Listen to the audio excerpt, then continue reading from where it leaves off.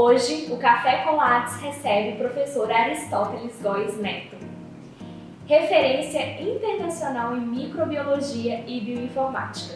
Ele é membro da Academia de Ciências e Humanidades de Göttingen, já publicou mais de 260 artigos, coordena projetos que vão da biotecnologia à astrobiologia. E sim, parte das suas pesquisas tem conexão com algo que fascina todo mundo: a possibilidade de vida fora da Terra.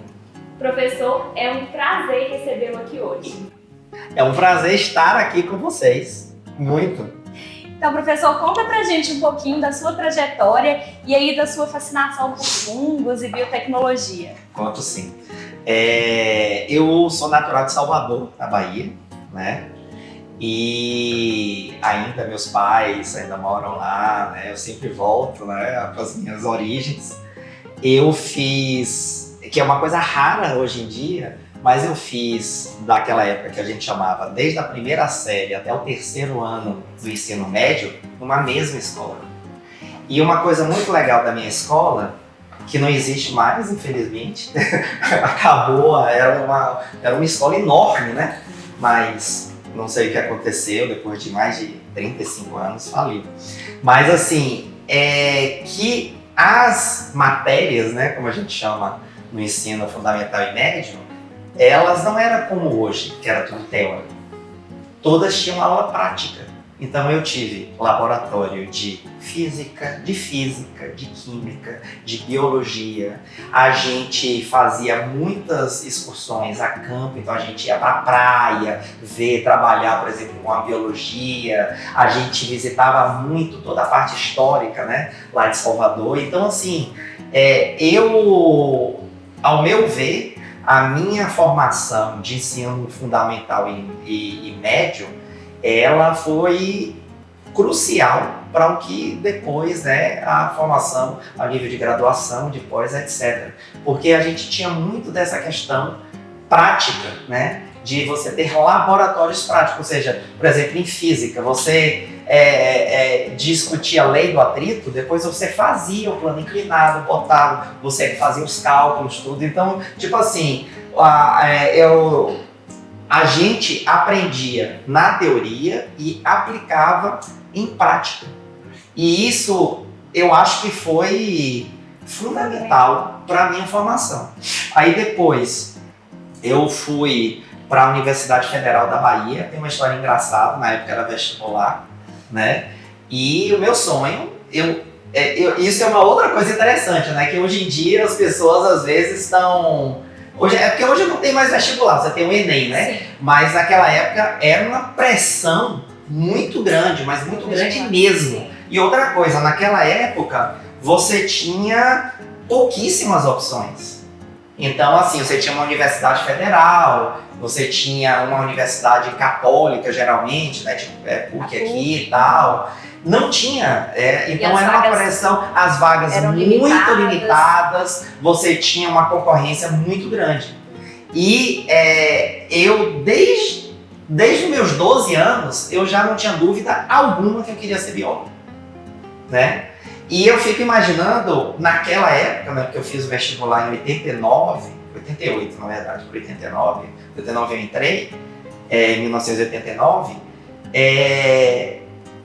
ainda você tinha aquele sonho, né, dos pais, do tipo assim, as profissões ditas liberais, que hoje em dia não tem mais isso, você é sempre empregado de alguém, mas era aquela coisa, né, da medicina, engenharias, direito e tal. E assim, minha família toda era de médico, né, meu pai foi professor da Faculdade de Medicina da UFBA e tal, então eu tinha uma pressão muito grande familiar e dos amigos de que eu tinha que fazer medicina. Eu não queria fazer de jeito nenhum, né? E aí eu falei, não, vou fazer biologia, que é o que eu gosto, que é o que eu quero ser, desde os 12 anos eu sabia, eu quero ser biólogo, eu quero ser cientista, eu tinha isso muito claro na minha cabeça. E aí, por uma questão de eu dar uma resposta para meu pai e as pessoas, eu fiz também o vestibular em medicina. Aí eu passei nos dois, Nunca fui lá me Nem matricular. nem Não, saber os documentos. sei, não.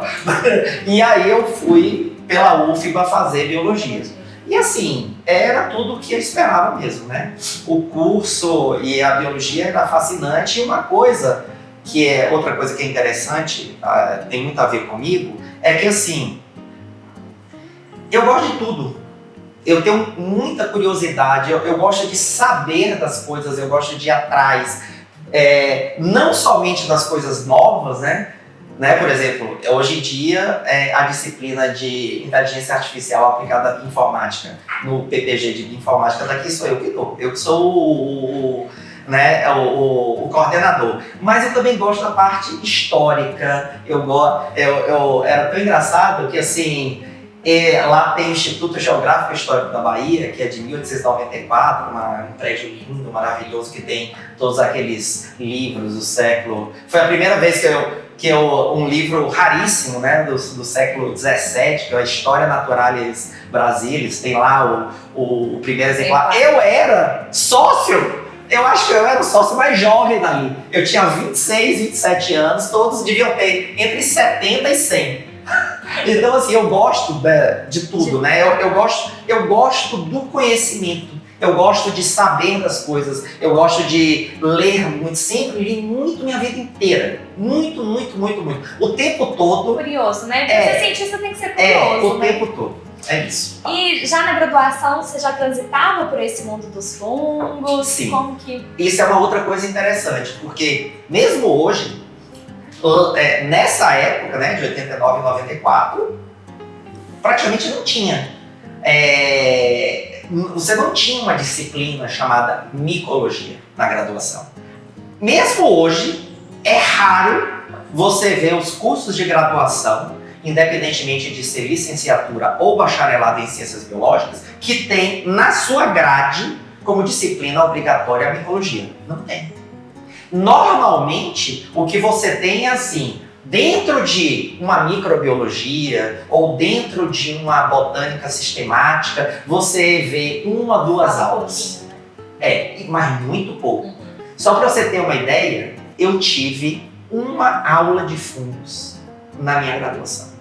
Dentro de uma disciplina que era, na época a gente chamava de botânica criptogâmica, né? Que pegava algas, fungos, briófitas e pteridófitas. Não, até briófitas. E assim, só com uma aula e mais as coisas que eu via, eu fiquei fascinado. Porque qual é a grande diferença dos fungos de todos os outros grupos, né, de organismos eucarióticos? É que eles têm a parte de biologia estrutural, a estrutura deles, a fisiologia, né, a parte funcional, o estilo de vida, tudo é completamente diferente do que a gente vê em plantas e animais. E é bem característico, de modo que assim, e muito diverso. Por exemplo, tudo que a gente vê de reprodução, ciclo de vida em animal e planta, não é nem 1/10 do que pode acontecer com fungo. Por exemplo, animal a gente está acostumado a 2 tipos de sexo, né? Morfológico, mas que tem uma base genética. Fungo você pode ter centenas, dezenas, centenas. Então, tudo é muito... tudo muito mais variado, complexo e novo, né? Porque a gente não vê isso. Eu perguntaria agora. Você acha que isso ainda é muito novo, esse estudo de fungo? Você acha que ainda é muito novo, né? Sim, tem muito que se aprofundar. Tem muito que se aprofundar, a gente conhece muito pouco. Eu sempre traço o paralelo de você estudar fungos, já que eles são um grupo, né, eucariótico, com planta e animal. A gente sabe 1 milhão de vezes mais de animais e de planta do que de fungos. Ainda hoje. Ainda com o avanço todo que a gente já Sim. teve, né? Hoje, o laboratório que você lidera, então fica aí entre a biologia e a bioinformática, Exato. né? A computação. Conta pra gente como que é esse trabalho que vocês fazem lá no laboratório. Então, isso tá na logomarca e no nome do laboratório. O nome do laboratório, a sigla é LBMCF. Significa Laboratório de Biologia Molecular e computacional de fungos. Porque a ideia era juntar as duas coisas. Se você pega a logomarca do laboratório, né, o que é que você tem?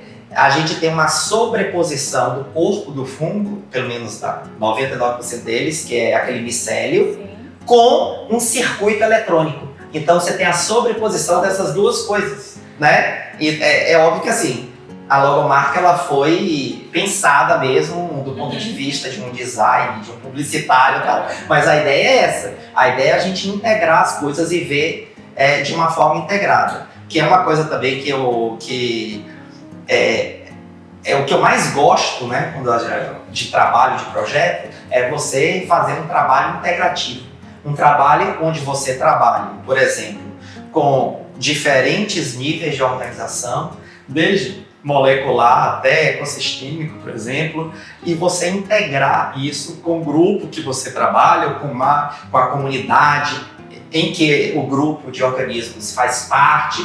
E assim, e aí lá no laboratório a gente faz literalmente, claro que para um mestrado, para um doutorado, às vezes a pessoa não pega de ponta a ponta, mas como um todo a gente trabalha de ponta a ponta, ou seja, a gente tem desde trabalhos que são de prospecção em campo, ou seja, a gente vai para campo, a gente vai para ambientes naturais, né? A gente vai para florestas nativas primárias na Amazônia, na Mata Atlântica, Caatinga, Cerrado, a gente vai inclusive para a ilha oceânica, né? No meio entre Brasil e África, enfim, e a gente coleta esse material, a gente faz todo o processamento e análise disso, tanto a parte de estrutura, né, morfologia, faz testes a parte funcional, se há necessidade, extrai DNA ou RNA.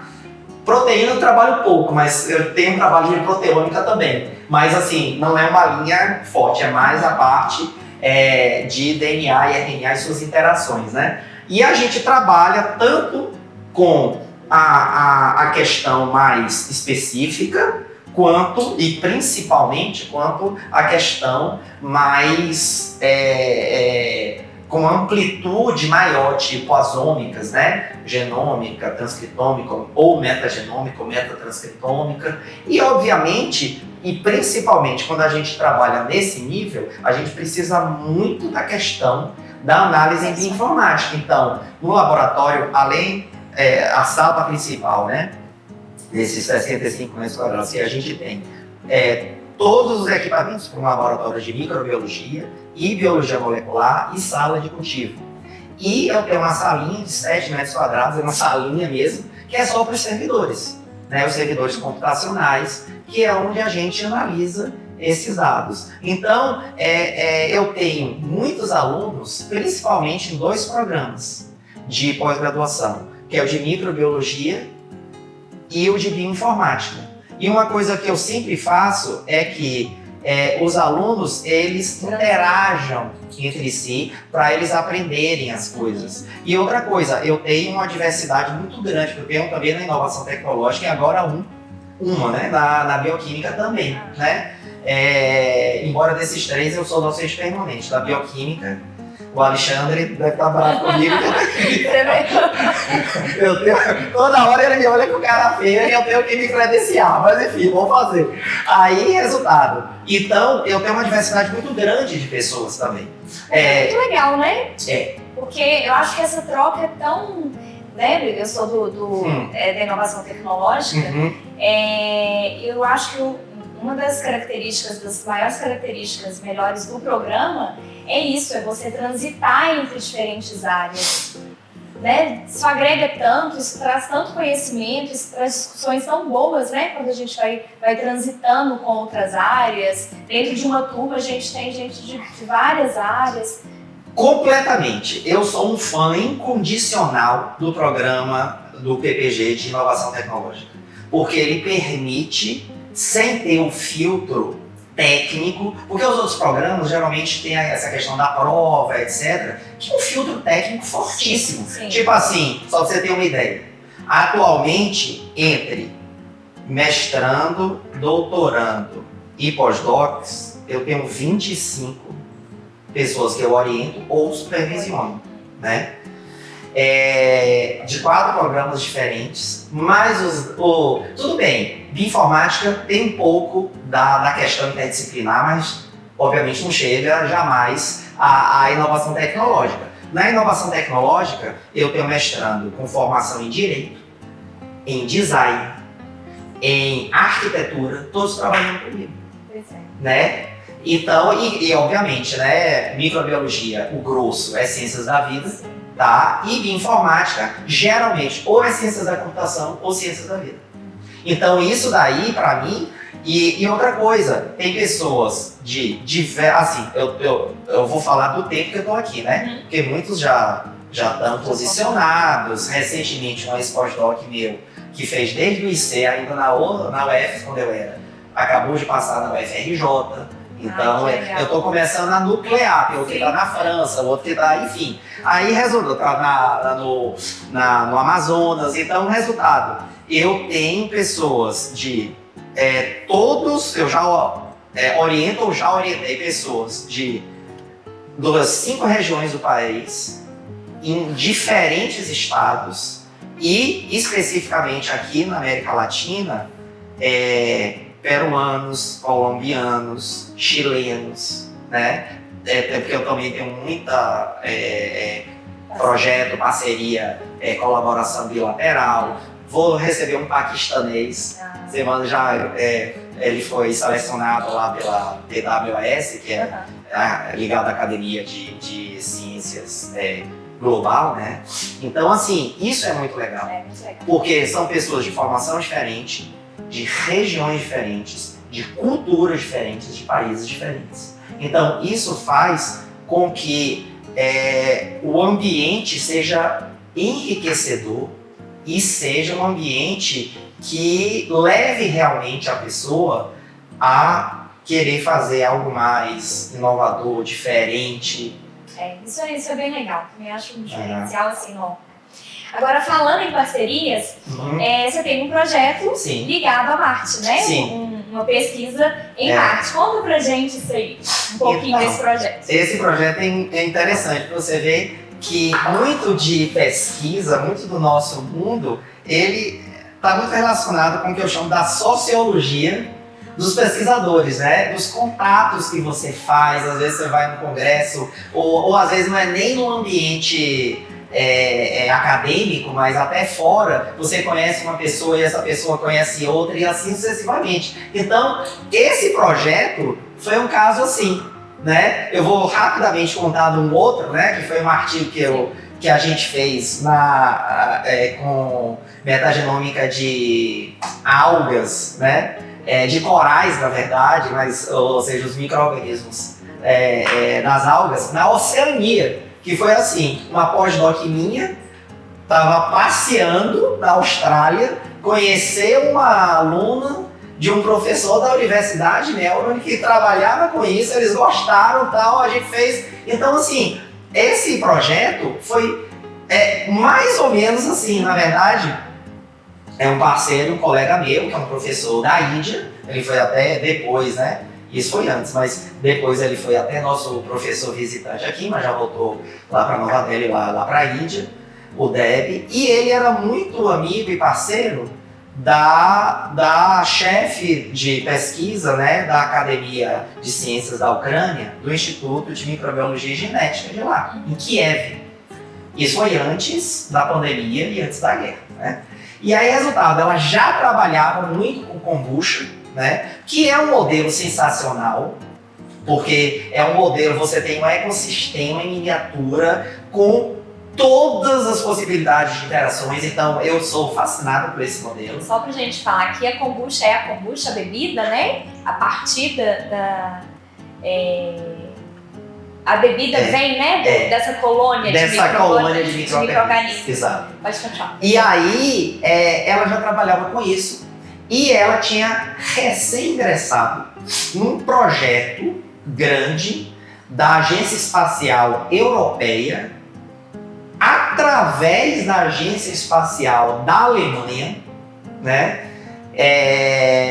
para justamente participar de um projeto que, na época, né, ele era um projeto que eles construíram um módulo, ou seja, como se fosse uma coisa do tamanho dessa mesa aqui, com várias bandejas, e em cada bandeja tinham 4, como se fossem placas, né? E aí, onde tinham diferentes organismos que eles foram para a Estação Internacional Espacial. E uma bandeja, quer dizer, um módulozinho do módulo enorme, era justamente o nosso experimento. O experimento que eu fazia parte, juntamente com esse pesquisador indiano, com essa pesquisadora da Ucrânia, com o pessoal da Alemanha e assim sucessivamente, com o pessoal da África do Sul. Não, esse projeto, eu digo que é realmente internacional mesmo, né? Porque tem de todos os continentes, literalmente, né? E foi assim que a gente participou desse primeiro experimento, né? Desse módulo lá na Estação Internacional Espacial. E esse módulo, esse experimento como um todo, que ficou 18 meses lá, e depois retornou mais 2 anos e meio aqui e tal, esse experimento, a ideia dele era simular as condições da atmosfera e do solo, né, do substrato da superfície de Marte. Ou seja, embora esse experimento não tenha sido, por razões óbvias, feito lá em Marte, a gente colocou isso no espaço e simulou. Então a simulação era assim, o mais verossímil possível, ou seja, o mais próximo da realidade possível. E assim, eu vou te dizer, também sempre foi um sonho da minha vida trabalhar com alguma coisa do espaço, né? E eu tive esse sonho, na verdade, vai continuar, porque agora vai ter uma nova rodada, mas é um outro experimento, mas que é, na verdade, uma continuação desse com outro nome, onde vão ser testadas outras coisas e a gente vai estar testando, né, um determinado composto que a gente viu nas bactérias dominantes dessa kombucha, e aí como um possível molécula de bioassinatura de vida, né? A gente vai testar isso e tal, deve ser lançado só em 2027 ou 2028, porque é impressionante. Esses experimentos, eles são feitos tipo com 5 a 7 anos de antecedência até ir. Então não pode errar, exato. Então esse experimento, esse que vai em 2028, ele começou a ser discutido em 2023 para 2024. Então é isso. Então essa história, né, de Marte e da Estação Internacional Espacial, e também mostrando a importância da cooperação internacional, que muitas vezes é fortuita, né? E nesse caso foi mesmo, porque esse indiano era amigo dela, amigo pessoal. Né? E aí tudo casou. Tudo casou. Pois é. Isso. Um dos objetivos, né, do Café com Lápis é isso, é mostrar para as pessoas o que acontece dentro da universidade. Sim. Muitas vezes a gente não tem ideia. Sim. Às vezes a gente está aqui dentro também e não sabe do trabalho com certeza. Né? Às vezes no mesmo... Eu vou ser bem sério com você. Tem gente no meu laboratório que talvez não saiba o que o outro está fazendo. Tem muito disso. Então, nosso objetivo é isso, é levar. E eu acho essa história, né, essa participação e desse estudo em Marte, eu acho incrível. Quando eu te vi falar pela primeira vez, eu falei, meu Deus, é incrível. Que legal! Mas conta pra gente o resultado. O que depois que voltou, vocês fizeram uma análise, o que vocês descobriram? Deixa eu explicar. Então, a ideia é o seguinte, o sistema como um todo da kombucha, o que todo mundo consome, que vai no supermercado e tal e compra, é a bebida, que é a parte líquida, tá? Mas isso, você produz isso com organismos vivos. Então, na verdade, como é o sistema? Ele tem uma parte líquida, ele tem vários micro-organismos que vivem simbioticamente, ou seja, são bactérias, principalmente aquelas, né, do ácido acético, e fungos unicelulares do tipo leveduras, e que eles vivem numa comunidade multimicrobiana simbiótica, em que, por exemplo, o que os fungos unicelulares produzem, né, serve de alimento para essas bactérias e assim sucessivamente, é o que a gente chama de bens públicos, né? E você tem uma cooperação intensa. E essa comunidade, as bactérias, né, dessa comunidade, elas secretam ativamente exopolissacarídeos, né, que são basicamente formados por uma molécula que é a celulose bacteriana. Eu não sei se vocês sabem, né, mas bactéria também, pelo menos esse grupo, né, é capaz de produzir uma celulose. É um pouco diferente da celulose das plantas, tá? E justamente essa diferença estrutural e funcional, ela tem inúmeras aplicações dessa celulose bacteriana quando ela é purificada. Então, hoje em dia, se você colocar celulose bacteriana e for procurar a quantidade de artigos, a pessoa toma até um susto. Por quê? Porque ela virou a queridinha do pessoal de ciências de materiais, desde aqueles macromateriais como micro e nanomateriais, tá? Porque ela tem uma série de propriedades físicas e químicas muito interessantes. E então, aí resultado, como elas secretam isso, elas formam uma parte desse sistema, ela é sólida.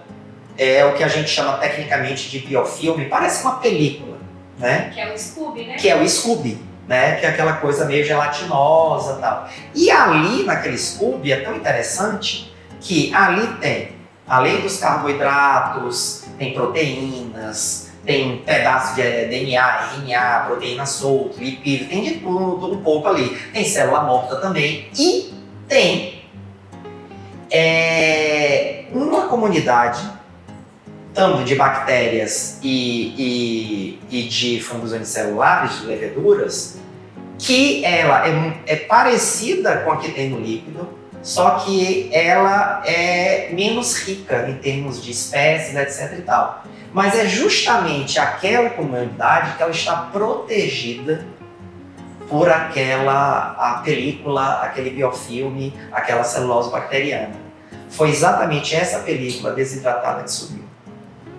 Aí depois, o que é que a gente viu? A gente tinha a cultura mãe, que ficou em Kiev, né? Depois, da cultura mãe, né, que é a cultura de referência, aqui foram feitos, né, todas as replicagens para depois desidratar e ir lá para cima para o espaço. Ficou lá 18 meses, depois voltou. Aí logo depois que voltou e nessas culturas, né, mãe, foi feito toda a extração de DNA total para a gente fazer metagenômica shotgun. Aí logo depois que voltou a gente fez de novo e depois essas culturas foram reativadas durante 2 anos e meio e depois de 2 anos e meio a gente fez de novo. Então a ideia era ver se ao nível, o que é que ocorria em termos da composição e abundância dos membros, né, de bactérias e fungos dessa comunidade sob esses diferentes estresses, tá? E o que é que a gente viu? Que obviamente ocorre uma variação muito grande e isso tem muito a ver com os tipos de estresse que elas sofreram lá. E, de certa forma, depois dos 2 anos e meio de reativado, nunca ela volta, ou seja, ao estado que era anteriormente. Então há uma adaptação real às condições do espaço que é super legal. Outra coisa, depois a gente foi adiante disso e a gente viu pegando a espécie mais dominante depois que voltou, da bactéria que voltou. A gente fez o genoma dela que voltou e a que ficou aqui na Terra. E quando a gente comparou o genoma, a nossa pergunta era, será que houve grandes modificações a nível genômico? Porque isso seria um problema. Por quê? Porque se a bebida é usada Os astronautas têm muito problema gastrointestinal, né? Se a bebida é usada como probiótico, quer dizer, probiótico não, mas que alivia, né, a questão e ajuda, né, no trânsito gastrointestinal, etc. e tal, e alivia os sintomas, né? Se ocorresse mudanças significativas nos genomas, né, em função de estar no espaço, como é que seria isso daqui a 20, 30 anos, quando tiver uma colônia lá em Marte ou quando tiver que fazer, né, essa viagem? Felizmente, ao nível genômico, foi muito pouco. Teve pouquíssimas, né, mutações de ponto e tal, e mesmo num gene que codificava uma enzima, que era da roda do piruvato, que a gente pensou, mas a gente viu por modelagem tridimensional do produto da proteína que não influenciava no funcionamento. E além disso, a gente percebeu que também essas bactérias que retornaram, elas produziam muito mais vesículas extracelulares do que antes, né? Que mostra também que de certa forma, uma questão do estresse, mas também a adaptação. E eu não só falando que vesículas extracelulares hoje é o assunto quente do momento, né? Porque, na verdade, antes se achava que era um fenômeno extremamente específico de determinado espécie ou grupo, e, na verdade, todas as células, em alguma parte da vida e por alguma razão formam vesículas extracelulares. E se imaginava que o conteúdo dessas vesículas era muito insignificante ou muito pouco diverso. E hoje a gente já sabe que tem tudo. Você tem DNA, tem RNA, tem proteína, tem lipídio, tem tudo lá dentro. E a gente sabe hoje, inclusive, que metástase em câncer é por causa dessas vesículas, né? A célula cancerosa leva, aquilo vai parar no lugar, aí vai ocorrer processo de indicação e ali você tem a metástase. Então, assim, hoje em dia, por conta desse experimento, esse único experimento, a gente já gerou 8 artigos. Só com esse experimento, que foi lá para o espaço. Então, para você ver a importância. E aí surgiram várias coisas, essa questão de produzir mais vesículas extracelulares, essa questão do genoma, aparentemente e felizmente, né, no caso de se usar a bebida como aliviar os sintomas gastrointestinais dos astronautas, não mudar significativamente, que é ótimo.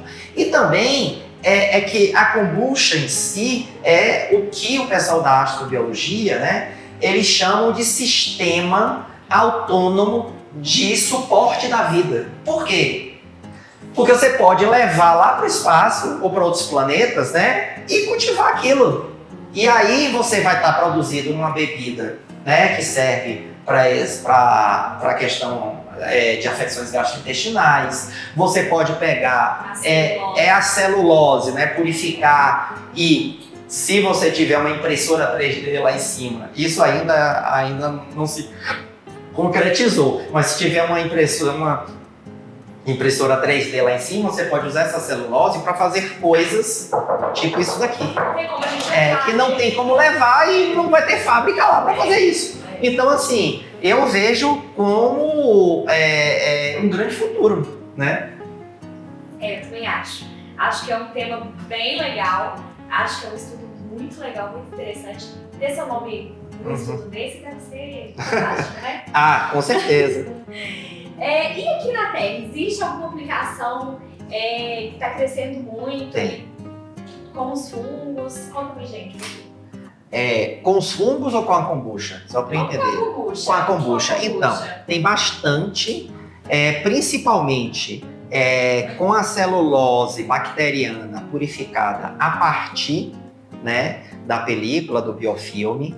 Tem muitas aplicações na área biomédica, né, principalmente questão de tecido, né, feridas, curativo, etc. Como também usar como arcabouço para você fazer crescer outras coisas. Tem a parte dentro da área de ciências de materiais, de usar a celulose bacteriana para fazer encapsulamento por exemplo, de vários compostos que você quer colocar em um determinado lugar, que também isso se aplica à parte biomédica também, né? E substituição, né? Ao invés de você usar celulose de planta, você substituir pela celulose bacteriana, porque aí, ao invés de você pegar uma área, plantar com eucalipto, com pinos, etc., em teoria, você teria uma fábrica que produziria isso de forma muito mais eficiente, muito mais controlada, e você não usaria uma área que poderia ser utilizada para fazer regeneração de mata nativa para cultivar a planta que vai ser cortada para a produção de celulose. E é uma produção que a gente sabe que pode ser muito rápido e ter um volume muito grande e um custo muito baixo. Muito baixo, exatamente. Então, sem sombra de dúvidas, acho que seria excelente, né? Se avançasse isso aí. E falando de avanço, tem algum salto aí na ciência que você gostaria de ver, né? Você já olha para o futuro, porque você já tem esses trabalhos que se olham para o futuro, com possível aí colonização. Isso. Então, tem algum salto da ciência que você gostaria muito de ver, de presenciar? Sim. Na verdade, assim, como eu falei no início, eu sempre gosto de trabalhar com projetos, com estudos que sejam interdisciplinares e integrativos, realmente integrativos. E, assim, a gente viu em pouquíssimo tempo, né, que inclusive é o que eu dou na minha disciplina, né, mas a gente viu em pouquíssimo tempo, tipo, há 4 anos atrás, né, se você voltasse 4 anos no tempo e visse agora, é impressionante como, por exemplo, esses grandes modelos de linguagem, de inteligência artificial, eles rapidamente, né, lembrando que a inteligência artificial, ela não é nem inteligente nem artificial, tá, gente? É o termo que ficou consolidado. Na verdade, é uma grande máquina de calcular probabilidades, né, e geralmente ela usa conhecimento passado, né? Então, do ponto de vista criativo, a gente ainda não chegou nisso, né? Mas, de qualquer maneira, o que a gente está vendo junto com isso é um desenvolvimento muito grande de um novo tipo de computação, que é a computação quântica, que agora está começando os primeiros, né? A gente já está começando a ter. E eu acho que essa integração de você ter computação, você ter inteligência artificial, né, rodando em computadores quânticos, para você conseguir responder questões que até então não foram respondidas. E aí, puxando para a parte biológica, você conseguir, por exemplo, modelar no sentido de modelo científico, né, quantitativamente, uma célula inteira com todos os seus processos em tempo real e vendo, colocando ou mudando o que varia em toda aquela extensa rede de interações biológicas, tanto ao nível celular quanto ao nível de órgão, de tecido, de organismo, de ecossistema, e você juntar o poder do que a gente tem atualmente, principalmente nesses grandes modelos de linguagem, de inteligência artificial e as redes neurais profundas, rodando em computadores quânticos e trabalhando com essa rede de interações biológicas em tempo real. Eu acho que isso daí, com certeza, isso vai trazer um salto muito grande, né, no que a gente atualmente conhece. Também acho. Você acha que está próximo? Olha só, eu era mais cético, tá?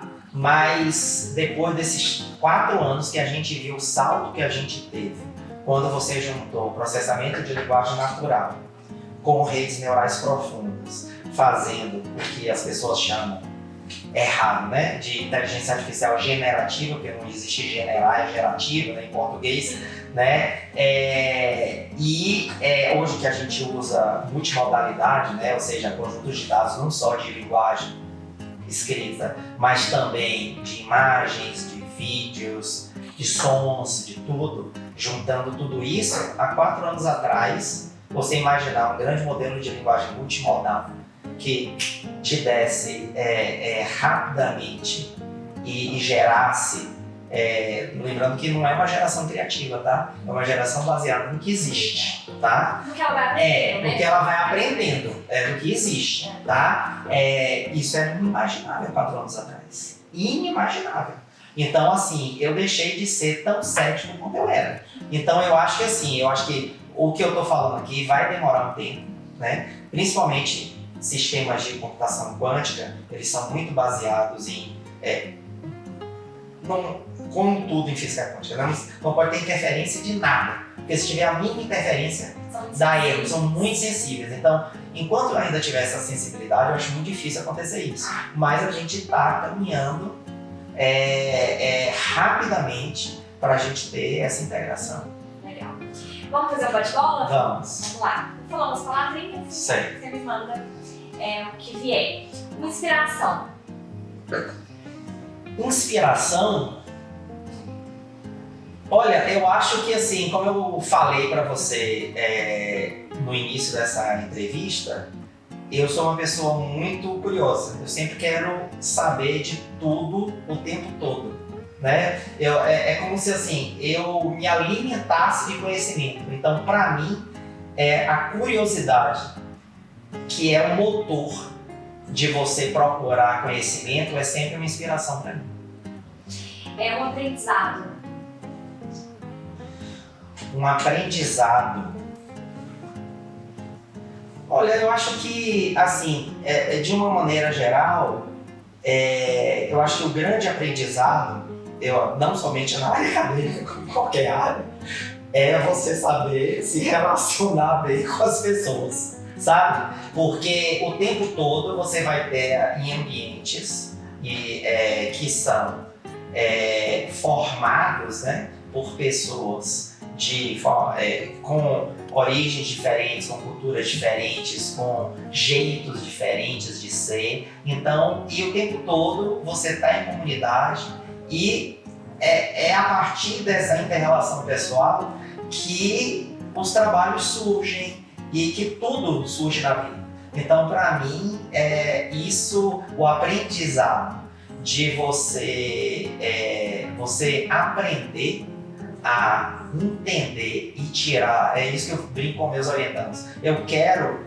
o melhor de vocês, na verdade eu quero identificar o melhor de vocês e quero que o melhor de vocês apareça, aflore e que você bote no seu projeto. Então, assim, é o aprendizado de ver, identificar e tirar o melhor de cada pessoa.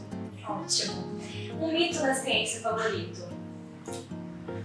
Um mito seria um personagem? Pode ser um personagem. Personagem eu vou ter que falar. Porque foi minha grande inspiração. Eu te falei que desde os 12 anos eu já sabia que eu queria ser cientista e queria ser biólogo. E isso tudo foi por causa de uma série. Eu já gostava, tá? Porque até a 5ª série, que seria 11 anos, eu gostava muito de geografia e química. Tanto que eu tinha uma amiga de minha mãe que brincava comigo e falava, meu químico e geógrafo. Eu tinha 11 anos de idade. Mas com 12, foi naquela época, que corresponde à 6ª série, naquela época, não sei exatamente, acho que é 7º ano. Pois é quando no ensino padronizado no Brasil, você tem a biologia pela primeira vez. Quando eu vi a biologia, Amor à primeira vista. Foi amor à primeira vista. Eu falei, eu não tenho dúvidas do que eu quero ser. E foi exatamente nessa época, né, que foi lançado, 83, né? 83, que foi lançado, 83 e 84, mas acho que foi 83, final de 83 e 84, que na TV, tinha poucas TVs, né, mas era TV Globo na época, a série do Carl Sagan, que até hoje é considerado o maior divulgador da ciência que existiu. Porque ele era físico de formação, né? Mas e é interessante, ele foi casado com uma bióloga famosíssima, que foi a Lynn Margulis, né? Da teoria da endossimbiose e tal. E ele trabalhava com um colega dele na União Soviética, que naquela época era impensável. Ele participava de reuniões sobre paz, religião, ciência. Então, assim, e ele fez na época, uma série que se chama Cosmos, né? A original, de 13 capítulos, que era com ele mesmo, que ele conseguiu um financiamento, e eu também, como um fã incondicionado de Star Wars, né? Ele conseguiu uma parte daquela equipe de Guerra nas Estrelas de Star Wars, não me lembro exatamente quantos foi, para ajudar nos efeitos especiais. E a série dele, ela foi absolutamente incrível. E para mim, quando eu vi aquela série e do jeito que ele explicava e falava, eu vou te dizer, eu acho que foi a melhor explicação de seleção natural darwiniana que eu já vi para leigo. Foi um físico que explicou isso. Então, assim, eu fiquei fascinado. Até hoje eu me lembro de detalhes de cada capítulo que eu vi. E ele, para mim, é minha grande inspiração. É meu mito nesse sentido, de mito de inspiração. De inspiração, legal. Café com ou sem açúcar? Com açúcar. Não cheguei ainda Nesse nível. Nesse nível de sem açúcar, não. Se não fosse cientista, professor, o que... Historiador, certamente. Eu amo história. Eu fico brincando que quando eu sou de Salvador, né? E eu conheço profundamente a história da minha terra e tudo. Então, assim, quando chegavam as pessoas para visitar, a coisa que eu mais... seria um historiador e trabalhando com turismo junto. Porque, na verdade, a coisa que eu mais gostava era passear na minha cidade, fazer guia e passar em todos os pontos históricos, dos museus, das igrejas. Adoro museu, adoro biblioteca. Bom, sou rato de... Eu já fiz turismo. Sério? Eu posso falar que por ser rico em história, talvez você seria um turismólogo. Certamente, então. Por isso que eu falei, ou historiador, turismólogo. Eu acho que, e se possível, as duas coisas juntas, porque eu gosto das duas coisas. E gosto muito de viajar, né? A minha eu adoro. Pra mim, a melhor, assim, é uma das melhores coisas que você tem na vida. Porque quando você viaja, e você tem contato mesmo, né, com as pessoas, com tudo, você... É como se entrasse, né? E outra coisa, eu adoro línguas, né? Então, assim, inglês e francês eu sou bom, fluente. Agora eu vou ter que aprender o alemão de qualquer maneira, né? Isso. Já que eu tô lá em Goethe, então não tem jeito. Tá. Um sonho. Um sonho.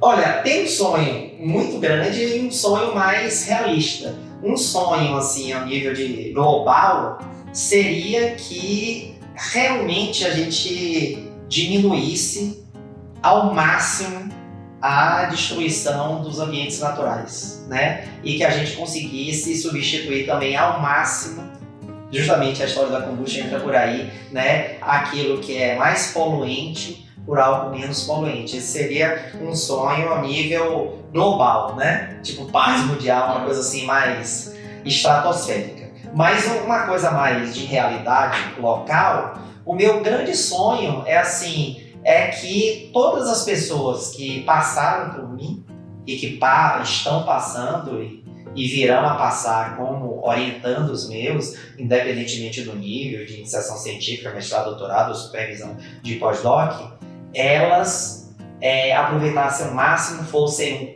o mais bem formadas possível e que no futuro todos se tornassem multiplicadores daquilo que viram e que tivessem numa posição estável e muito bem e que continuassem fazendo isso.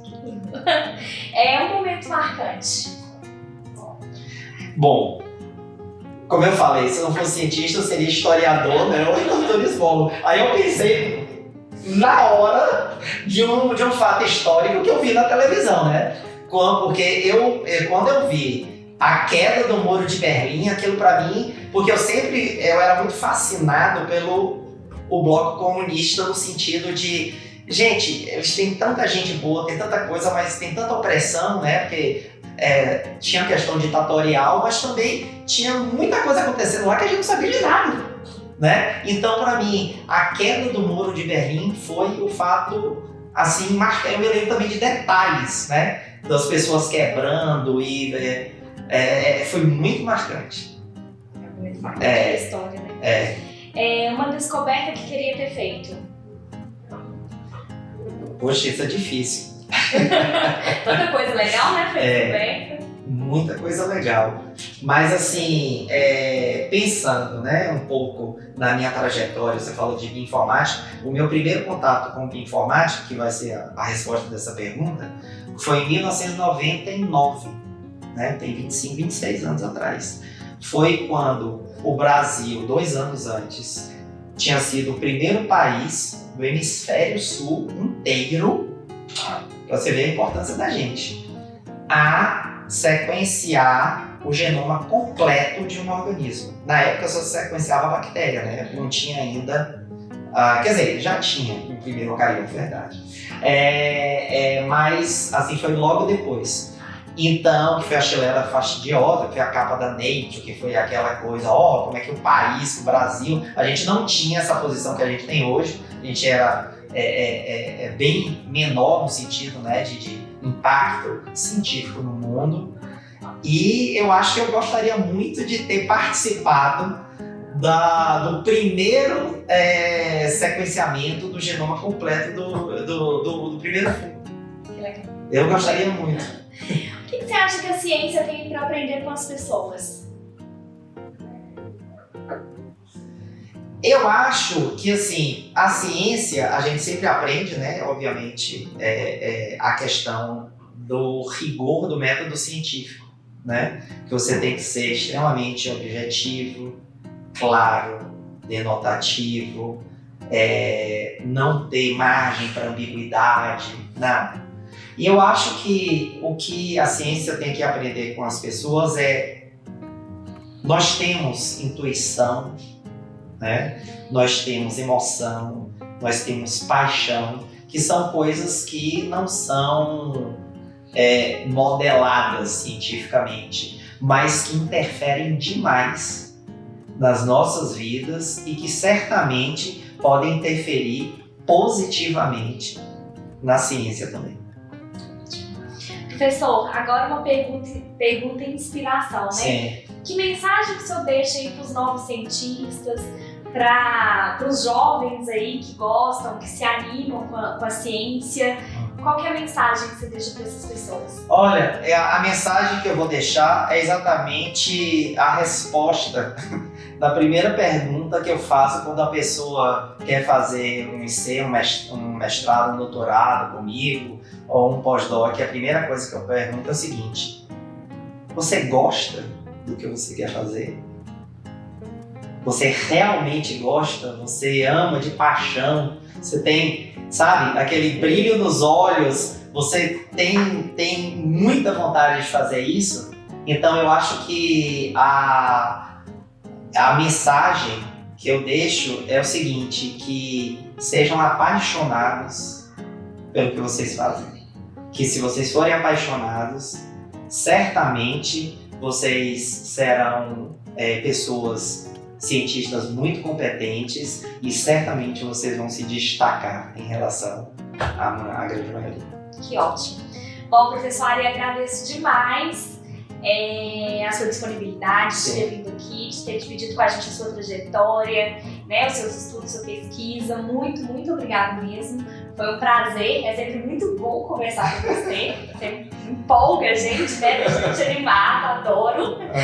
Muito obrigada mesmo. De nada. Para mim foi um prazer muito grande. Então tá. Gente, muito obrigada. A gente vai deixar todos os contatos do professor Ari, né, aqui no vídeo. E esse foi mais um episódio do Café com Lattes, nosso café científico com gostinho de inspiração. Obrigada. Gostou desse conteúdo? Se inscreva no nosso canal, clique no sininho, curta esse vídeo, compartilhe com seus amigos e nos siga nas redes sociais. Não esqueça de deixar seu comentário também. Diga o que você mais gostou e o que você quer saber.